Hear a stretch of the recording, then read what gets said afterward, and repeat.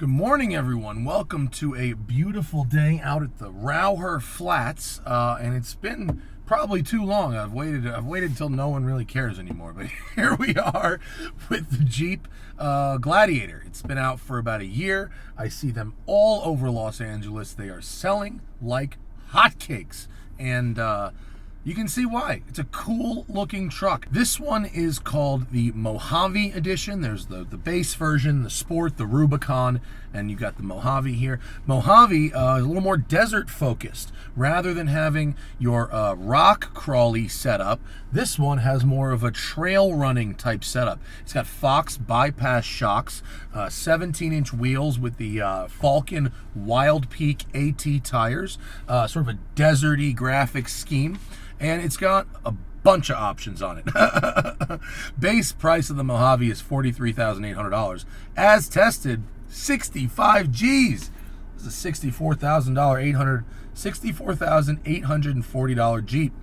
Adaptive cruise is $800. Works good. Well worth it. 8-speed automatic, definitely worth it. $2,000. Body colored Freedom Top, America Freedom Top, $2,300. Probably worth it. And the rock slider steps, $1,000. Those are all worthwhile. There's a couple other little things in the hundreds, but that's your big ones.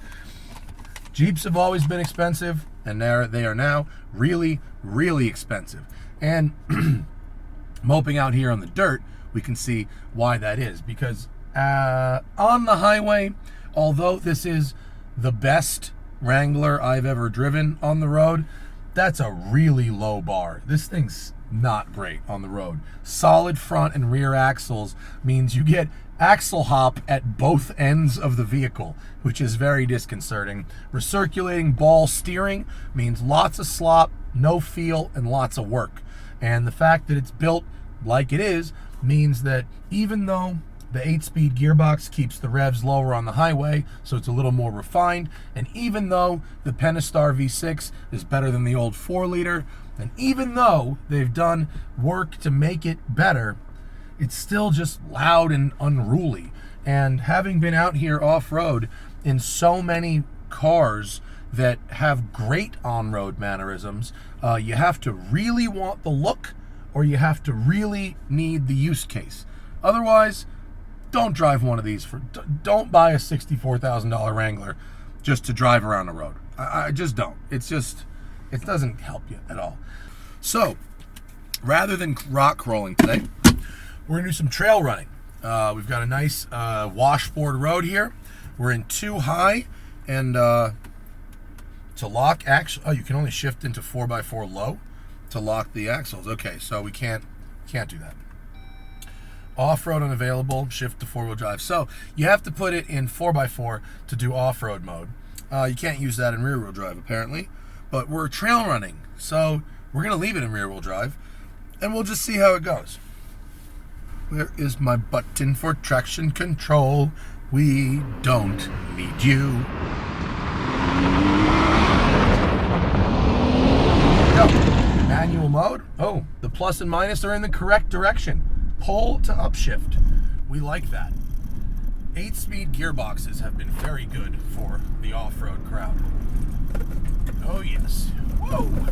Alright, let's see if we can swing the back end around a little bit. Okay. Yes, oversteer is possible.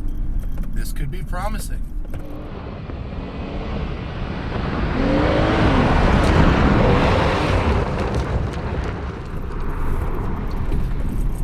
Fox bypass shocks, they're stiff on the little stuff and extra absorbent on the big stuff, the yumps.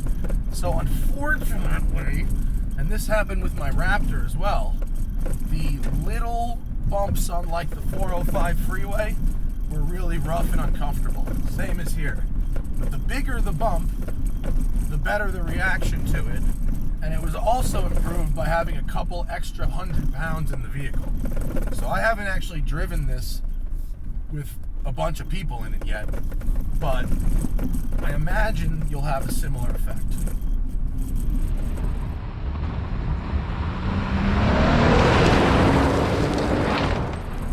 The Pentastar V6 is the best engine to come into a Jeep yet, although they've just announced the 392. Yee-hoo! America! It's still, though, rough, gruff, uninspiring. It's a motor of function, for sure, and I'm not saying that a Wrangler needs 1,000 horsepower or even 400 horsepower. It does not. But it's not a particularly inspiring engine, to be honest.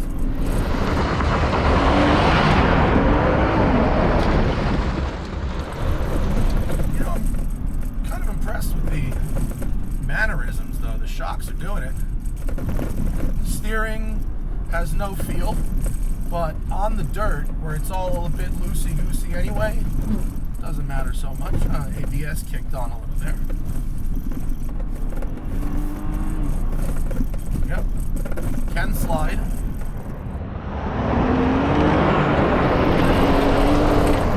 So, love-hate relationship with Wranglers. I've driven them off-road. They're fabulous. Cruising the beach to top off, the best. Take the doors off, nothing like it. But I just hate them on the freeway so much. There's so much work to drive. They're so exhausting. This thing, the Gladiator specifically, with your pickup truck bed, to me, it's ungainly long. I wish there was a pickup truck one that was, well, I guess the Unlimited without the hardtop on it basically is the pickup truck version of the Unlimited, so stupid I. But it doesn't really fit as many places as I'd want a Jeep to fit. I like that it's a little more narrow. I like that it's not 75 feet wide like a Raptor. That's good. We don't need more incredibly wide vehicles. But the length of it, while probably adding to stability when you're sliding it around a road like this, is not as good when you're trying to park in Los Angeles. Yeah. Can Dorifto and will. This road's fun because it's got some real undulations. Oh, the brakes work very effectively. I like the tread on these Falcon Wild Peak tires.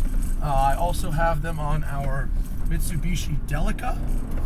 And while I like their grip in the dirt, and I like that they're quiet on the tarmac, they are heavier than the BFGs, which is what I use on my 911.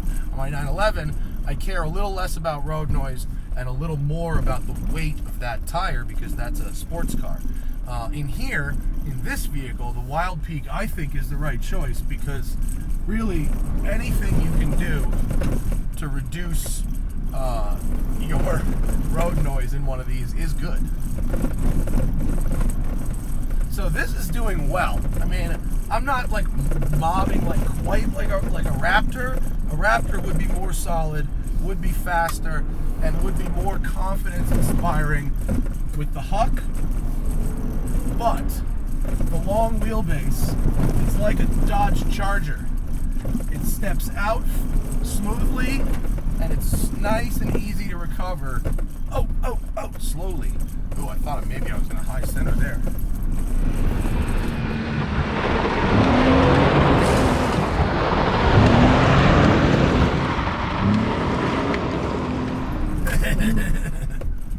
Oh, and you can use the brakes to slow it down on an entry speed slide. Well, that's good. Oh no, we've hit dirt. Well, that's not good. Let's go back. Turning radius. Shocker, guys. Not great because it's 75 feet long. Manual. Yeah, it's very long.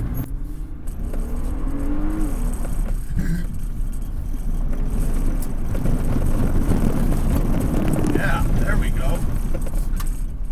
Just like a big rally car. Not really. But I can't ever, I have to say, I'll give this a lot of credit because the thing I'm doing right now is something I would not have expected from a Wrangler. Any Wrangler, really.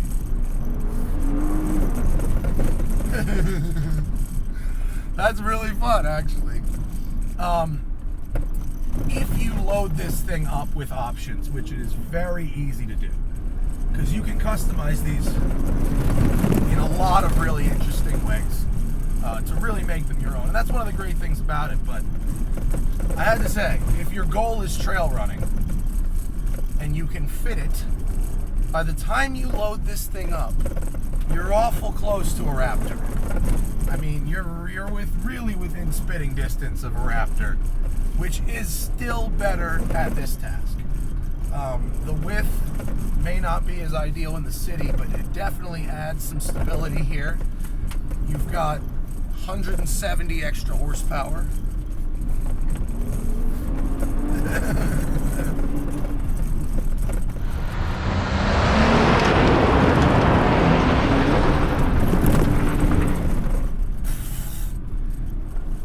Actually, I have to say, the rattling, although there is lots of it, it's not as bad as I thought it would be. Really, it's not. So, I don't know what these parked cars are over here, but I don't want to be a bad man around them. We'll be good neighbors, folks. Look, this thing rules for what it is, right? For adapting the Wrangler platform to a pseudo trail runner with a bunch of capability, and for what's starting at a pretty reasonable amount of money. That's cool. The fact that they listened to the Jeep community and built a pickup truck, that's cool. That's good. Listening to the enthusiasts is good. Is this the most improved, best driving Wrangler I've ever driven? Oh yeah, definitely is. I still hate it on the highway. I do. But it's got a lot of style. It's easily customizable. It's got a lot of innovative storage solutions and a bunch of media power ports and stuff like that. It's a really useful vehicle if you're honest about what it's going to do for you. If you're just going to buy one of these to drive around a city, there's a lot of better options for that. But use it for the thing it does, and you will have quite a good time. So thank you to Jeep for letting me have a go. This was enjoyable. Thank you to you for watching, and I'll see you later. And remember, always fight your tickets. Go to offtherecord.com/TST or use code TST10 on the Off the Record app.